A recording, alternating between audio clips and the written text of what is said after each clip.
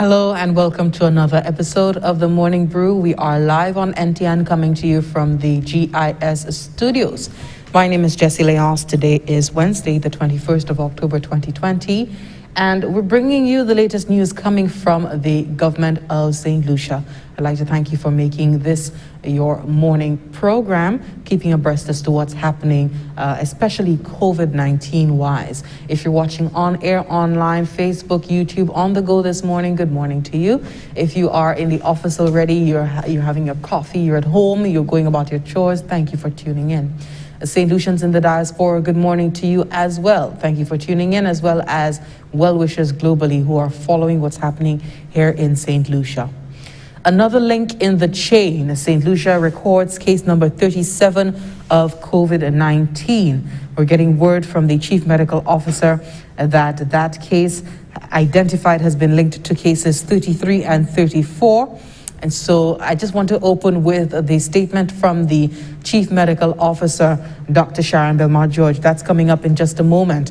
Later on this morning, I just want to give you some information on the annual meeting the annual meeting of the International Monetary Fund and Board of Governors of the World Bank Group that the Honorable Prime Minister, Honorable Alan Chasney, is participating in currently.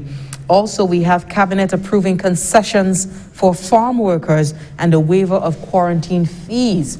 We have the City Police Department enforcing the wearing of masks in Castries in the capital. We saw the first arrest happening on Monday, and Girls of a Feather, that is a mentorship group, a mentorship organization for adolescent girls, they wrap up another boot camp, a boot camp for storytellers. We have the details to these stories and more, starting with the statement from the CMO coming up after this break.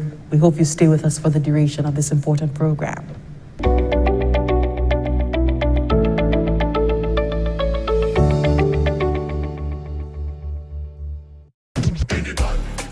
What does coronavirus have in common with love? Both are highly contagious. Spread love, not the virus. Like you, COVID-19 loves a lime. Beach, river, or fed. Coronavirus is like these people who track every lime just to invade. The best way to put off invaders? Cancel the lime. Spread love, not the virus. Keep you and your crew corona-free. Live to lime another day. Together let us win this war. Said you shall be a soldier. Together we can beat this corona.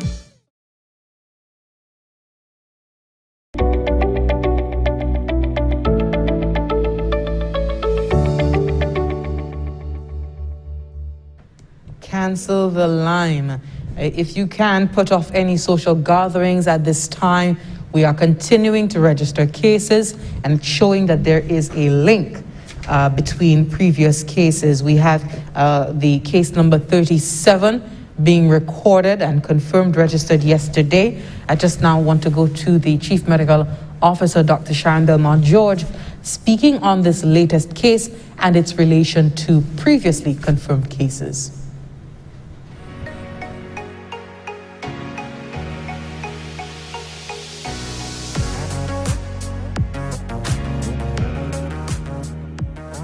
Today, Tuesday, October 20th, 2020, the Ministry of Health and Wellness has received confirmation of one new case of COVID-19. This brings the total number of cases to 37. The individual is a 43-year-old male from Grozily.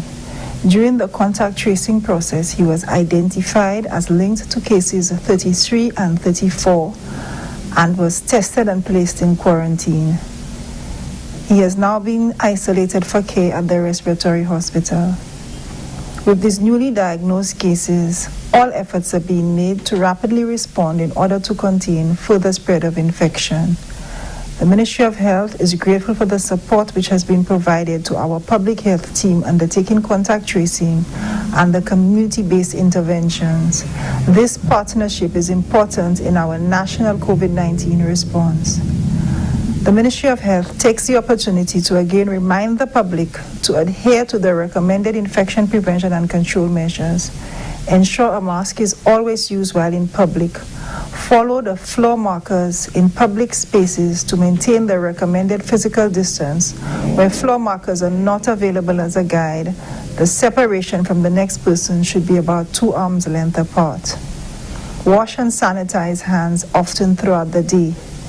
If experiencing flu-like symptoms, seek medical care immediately at the closest respiratory clinic. The Ministry of Health and Wellness will continue providing updates as new information becomes available.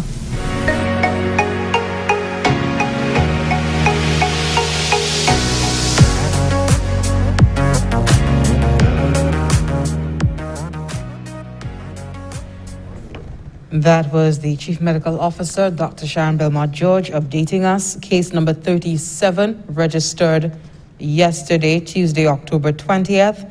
And she did indicate that the individual is a 43-year-old male from Gros-Islet. And during the contact tracing process, he was identified as linked to 33 and 34, case number 33 and case number 34. He was tested and placed in quarantine. He's now been isolated for care at the respiratory hospital. We continue with news this morning. Prime Minister and Minister for Finance, Economic Growth, Job Creation, External Affairs and the Public Service, Honorable Alan Chasney, is currently taking part in the annual meetings of the International Monetary Fund and the Board of Governors of the World Bank Group, WBG. The annual meetings held in October bring together central bankers, ministers of finance and development, private sector executives, representatives from civil society organizations, and academics to discuss issues of global concern, including the world economic outlook and eradication, economic development, and aid effectiveness. The Prime Minister will participate in a governor's meeting with the managing directors of both the IMF and the World Bank and a virtual roundtable on SIDS access to finance under the theme of identifying solutions for resilient COVID-19 recovery. Joining Prime Minister Chasney at the meetings is the Acting Permanent Secretary in the Department of Finance, Esther Rigobert, officials of the Department of Finance and the Department of Economic Development. This year's meetings will be held primarily in a virtual format and features seminars, regional briefings, press conferences, and other events focused on the impact of COVID-19 on the global outlook, the pathway to recovery, and developments in the international financial system. So that is what's happening, what the Honorable Prime Minister is participating in this week, the annual meetings of the IMF, the International Monetary Fund, and the Board of Governors of the World Bank Group, WBG. Closer to home, the Cabinet of Ministers has approved concessions on personal effects, tools of trade, and motor vehicles for workers on the Seasonal Agriculture Worker Program, Canada, or any other worker program coordinated or endorsed by the Government of St. Lucia that they satisfy, once they satisfy a set of criterion. So the Government of St. Lucia recognizes the significant impact that the program has in reducing the level of indigence and the role of the farm workers, especially their dollars that they bring back to the country, revitalizing not only the rural communities, but also the national economy. As with all sectors worldwide, the program was severely hampered this year by the COVID-19 pandemic, and with the increasing cost of chartered flights, the mandatory quarantine on arrival in Canada, the reduced movement resulting in the purchase of items from vendors at a higher cost, looking at the purchasing power of the workers was severely hampered. It is with this in mind, coupled with a reduction in work and the earning capacity of the workers, that the Government of St. Lucia thought it prudent to waive the quarantine fees for returning farm workers. The Government of St. Lucia is of the view that the result would be a win-win situation, as the money earned would be spent on their families and thus contribute to the revitalization of St. Lucia's economy. So that development there out of Cabinet, approving concessions for farm workers and waiving also quarantine fees. Officers attached to the City Police Department will be enforcing the wearing of masks in the city of Castries. City police officers made their first arrest on Monday of a male individual who was not wearing a mask while walking in the capital. The young offender will be charged for failing to adhere to the COVID-19 prevention and control regulations. Recently, the Castries Constituency Council appealed to the flea market, roadside and provisions vendors to adhere to the health protocols and the guidelines set out by the Ministry of Health in a bid to limit the spread of the pandemic, the virus. In addition, customers and staff members at the market were requested to follow public health guidelines that require face masks and maintaining a distance of at least 6 feet between people. Speaking to the issue, Castries Mayor Peterson Francis says anyone not abiding by the new rules, by the law, on face covering will be fined. Those who fail to comply with the new rules will face a fine of up to EC $1,000. The City Police Department will be on active patrol to ensure that all public health protocols are adhered to. And we certainly hope that it doesn't take the law enforcement, the city police to really push this. We hope everyone is taking the initiative and ensuring that they're wearing their masks. There is the concern for community spread at this time. We do hope you play your part to protect yourself. You don't know who's standing next to you. You don't know who you're getting in line with. You don't know who you're getting up close to, who you're walking past in town. So it's wise to protect yourself as much as possible. And as we've heard from the authorities, the wearing of the masks go a long way. Meantime, we have Honorable Guy Joseph, who has responsibility for public transport, the public transport sector, encouraging commuters to play their part in keeping themselves and the nation safe against COVID-19 by ensuring compliance to the protocols on minibuses. There have been some bus stops that have put in place measures we have this heightened awareness, heightened vigilance of COVID-19, especially as there is this concern for community spread. I just want to go to the first clip from Honorable Joseph now, speaking on compliance with the protocols on these buses. If a driver is not complying, passengers should not board that particular vehicle. If a driver is complying but the passengers are not complying, then other passengers along with that driver should help in the enforcement of this, because it is not possible to have police officers everywhere. And I must say, from the National Council's standpoint, they have been cooperating, they have been advocating that everybody comply with the established protocols. I mean, up to this morning, I had a discussion with the Grosley Minibus Association. And one of the issues they are faced with is that in establishing or enforcing the established protocols, some of the passengers are leaving the stand and going to other bus stands that are not complying with the said requirements. We have made it very clear that any driver who's found not complying with the protocols will be suspended forthwith. And in the first instance, they would be suspended for 14 days. Minister Joseph says that government notes the reduced income of minibus operators. It's not lost on them as a result of the 10-passenger limit. And as part of an assistance package, it has provided payment relief from route band fees. The $700 that had to be paid for the route permit for the next 2 years, these fees have been waived. That is already in effect.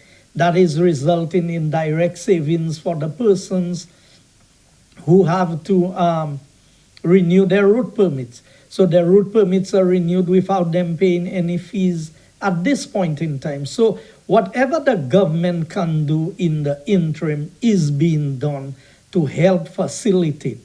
But it is not a situation where we can guarantee buses that whatever they were earning, that they would continue to earn. It would be creating a false expectation. And I think that the council has understood what is there, what is in place, and how we are going to negotiate the process in terms of what is going to be done to assist in providing the public transport. That was Economic Development, Housing, Urban Renewal and Transport Minister, Honorable Guy Joseph there.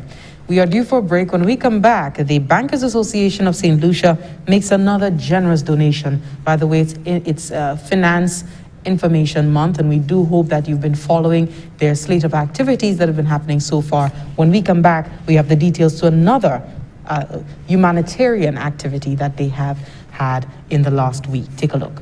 Stay tuned, sorry.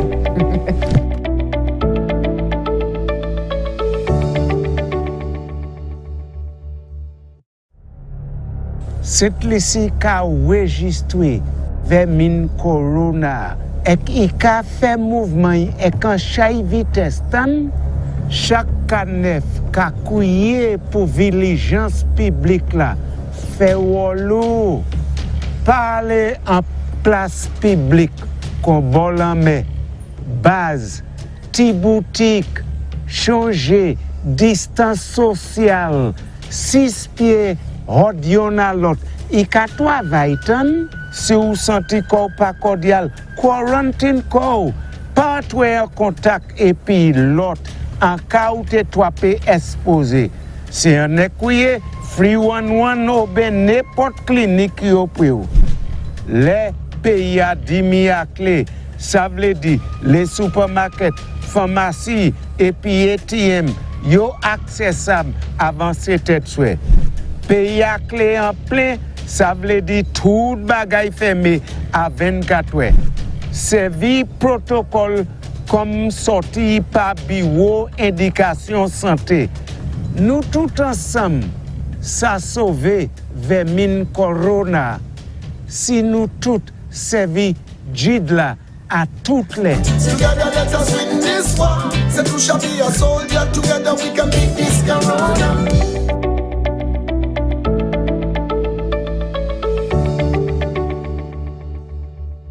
Thank you for staying with us. Before we went to break, I said take a look, but you had to wait. We thank you so much for waiting. And now to this story. The Bankers Association of St. Lucia has made another generous donation, this time to the Rainbow Children's Home in the south of the island as part of its outreach initiatives for Financial Information Month 2020. We have more in this report. The Rainbow Children's Home opened in February of 2019 and has been playing a pivotal role in providing support, housing, and care for children coming from abused homes across the island. The home was the latest recipient of a donation of essential food items from the Bankers Association of St. Lucia. According to the manager of the home, Sandra Faustin, it was a timely gift of which she and her staff were very thankful for. It's absolutely a fabulous donation that we've been given from the bank today, and it will go a long way in feeding the children for the next few months.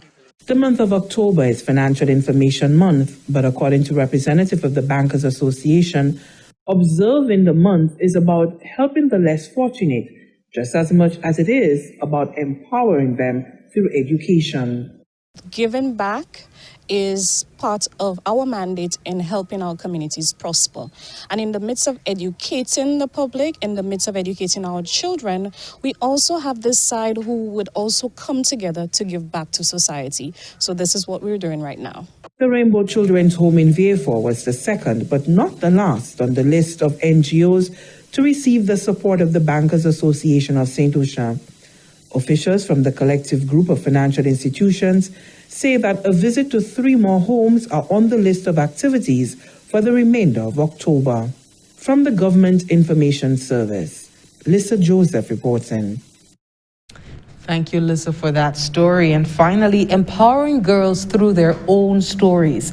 The Girls of a Feather organization, there's an organization that mentors adolescent girls here in St. Lucia, recently wrapped up a 3-week Story Tell Her boot camp for creative adolescent girls. They have a report. The closing ceremony for the Girls of a Feather Story Tell Her boot camp was a showcase of talent displayed by participants of the 3-week activity. The boot camp was a series of free virtual and in-person workshops introducing fundamentals of journalism, creative writing, art and filmmaking, for adolescent girls who have a passion for storytelling. I just want to say a big thank you to Girls of a Feather for inviting me to be a part of this wonderful initiative for young women and girls.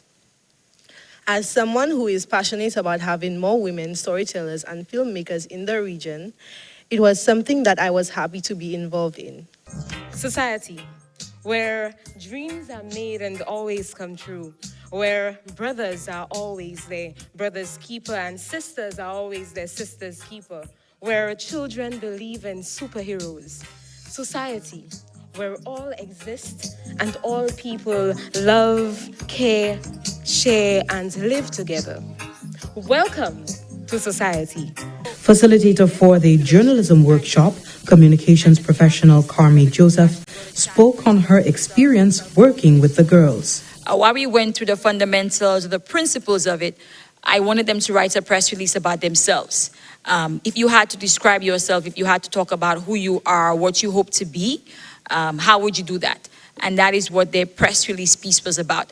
But for journalism, the girls went really ambitious. They wanted to tell a story about women who are successful in male-dominated careers or male-dominated professions. Cultural activist June Frederick was the guest speaker at the close. She encouraged the girls to make use of their distinctive identity in their creative processes. I want to challenge you to learn all there is to learn about your country, its history, traditions, culture. And as an artist, to continue to hone your craft and learn lessons that life throws at you every day. I challenge you to dare to be original. Don't copy anyone's work, culture, or traditions. Your original ideas, your own culture and traditions are so much more satisfying and beautiful. The Storytell Her Boot Camp is the latest undertaking of Girls of a Feather, a mentorship and advocacy group for adolescent girls in St. Lucia. For the Government Information Service, I am Jessie Leonce reporting. Well, that wraps up our lead stories for the 24-hour news cycle. I'd like to thank you so much for watching. Just to go over the headlines, St. Lucia records case number 37 of COVID-19, and there has been an indication that there is a link to case number 33 and 34 to this one. Also, we have the CMO thanking everyone, expressing gratitude for the support that the Ministry of Health has received so far in terms of undertaking its contact tracing and community-based interventions. Cabinet approves concessions for farm workers and waiver of quarantine fees. The City Police Department makes its first arrest for somebody who's not been compliant in the capital. That happened on Monday, not wearing their mask. And they did indicate that they are enforcing the wearing of masks in the capital, in Castries. And the Girls of a Feather Craft storytellers, they wrap up their Storytell Her boot camp. I'd like to thank you so much for watching. We do hope you enjoy the rest of your day, what's left of it, the duration of your day. And as you go about your daily business, if you're stepping out of the office, if you're leaving home to take a bus, getting on the bus, ensure you have your mask on. If you're going to town, walking in town, going on an errand, ensure you have your mask on. Entering establishments, make use of the hand sanitizer. There's many businesses. I hope all businesses by now have mandatory sanitization stations, points where patrons can sanitize. So please do your part. Everything that you do, every little thing that you do goes toward the whole in terms of reducing the risk of transmission of this virus, the COVID-19 virus here in St. Lucia. The Ministry of Health is trying to get a handle on it, and the concern for community spread is grave. We need to be able to clamp down on the situation as soon as possible. Jessie Leon signing off for now. Do enjoy the rest of your day. Do stay tuned for NTN, more NTN programming. Goodbye.